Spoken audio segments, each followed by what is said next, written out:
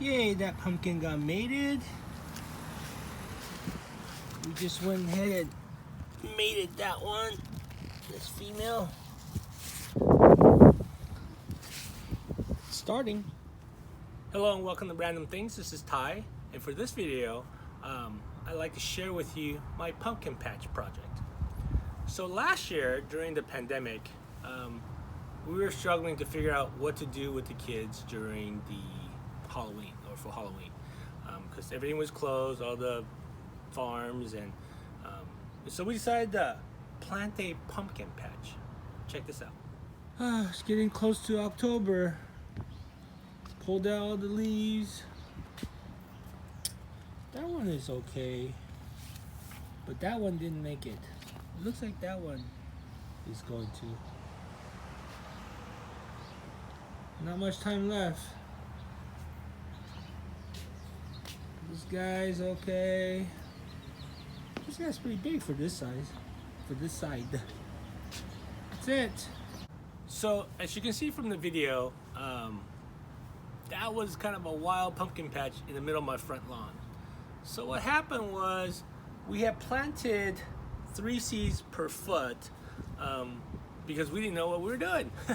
And it turned out that that's a little too much. And so it just kind of went crazy.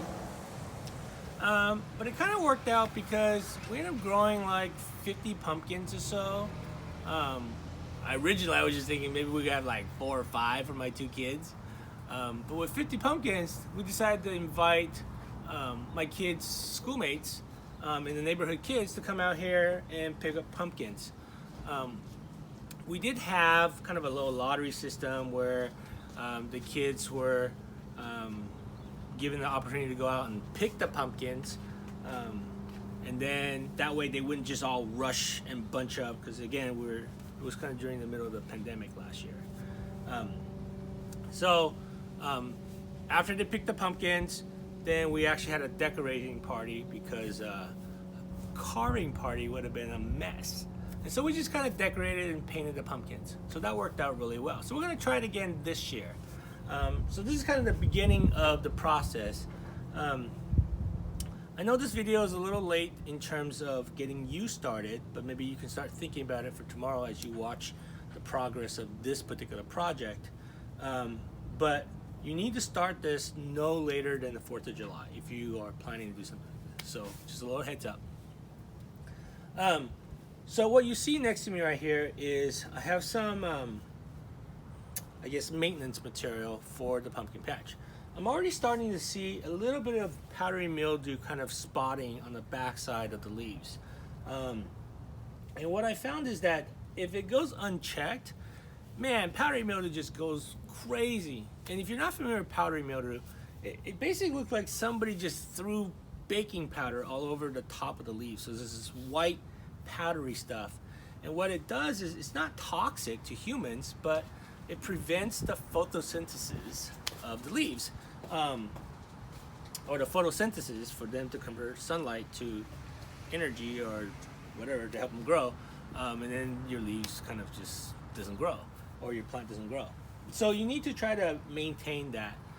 So what I have here is a kind of a natural organic concoction that worked pretty well for me last year as I was Googling ways to treat powdery mildew. So all it is it's for every gallon of water is 2 tablespoons of baking soda, 3 tablespoons of vegetable oil, and then 3 drops of soap. Now 3 drops of soap doesn't sound very exact, and it doesn't really have to be. This is not rocket science. What you're really trying to do is you're trying to use the soap to help you dissolve the oil. Otherwise the oil is just going to float on top, right? So you want the oil to dissolve in the solution with the baking soda. And what the oil will do, it will help coat the leaves and allow the baking soda solution to stick. Otherwise it just kind of runs off and it's clumpy. So that's what the drops of soap is for. So you just want to make sure you spray the tops, and very importantly, spray underneath the leaves. And this is just a simple Harbor Freight sprayer. It works great. It's like less than $20. It's got the little tick marks for the water, and it works really well in terms of just maintenance of the garden. Other thing that you see is this little yellow cup. What it is I use it to help me catch bugs. Okay, so all it is simply is a yellow solo cup. The theory is that the bugs will attract them to the yellow because they think it's a flower or something. And then I paint onto the cup this stuff. It's basically a sticky coating that you paint onto the cup, and then that way when the bugs fly onto the cup, they stick to it. The theory is that you have bugs that actually can damage the plant, so you do want to try to capture it. And then sometimes, I don't know how true this is, but the thought is that some of the bugs can actually carry the powdery mildew from plant to plant or leaf to leaf and then help spread it. Although I think the wind kind of does more of it than that. But anyway, so I'm gonna go ahead and kind of treat the garden, and then I'm gonna kind of show you again what my plan is. I'm actually gonna use a trellis because you can grow a pumpkin on the trellis. Now last year, unfortunately, maybe it was the seeds I used for this part of the garden, they were smaller pumpkins. But I really would like to see if I can get a really big pumpkin to grow on the trellis. And so I'm excited for that part of the experiment. So keep watching. I'm going to do a little bit of maintenance, and then we'll circle back.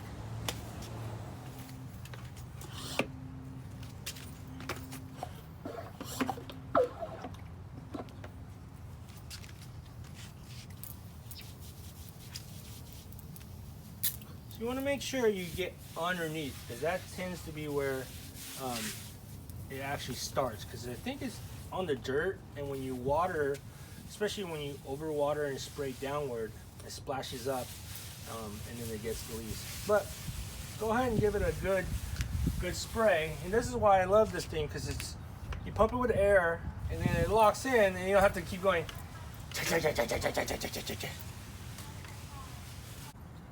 Okay, so here's the plan. The plan is I have a bunch here. I'm gonna try to get this to grow this way and maybe up this trellis. And this one I'm gonna get it to grow this way and then wrap it around and maybe up this trellis. So you can see there's a female flower right here. You can tell it's a female because it's got the little baby pumpkin. And the flower is not open yet. And so it's gonna get a little bigger like this one. And then this one, tomorrow, the flower will open up, and then you'll have to pollinate it by getting one of the male flowers. So like this one, so this is a male flower because it doesn't have that little pumpkin at the end, bottom of the flower. So when this opens up, you use it to kind of pollinate the female. Okay, so for this part of the garden or patch, and I'm gonna try to get it to wrap around in that little planter as best I can, but what ends up happening is it's gonna outgrow it. So I'm gonna start letting it wrap around the lawn like the way you kind of saw in the last year's video. And what's interesting about pumpkins is that there's points in the pumpkin where it actually sprouts new roots. So if you look at this pumpkin right here, you see how that, you can see it from the top where there's a little white dot. See on the bottom? See, those are new roots right there.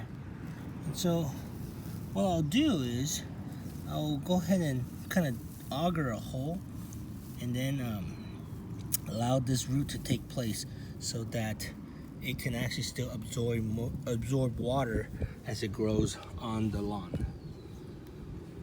You can see this little baby pumpkin seed right there.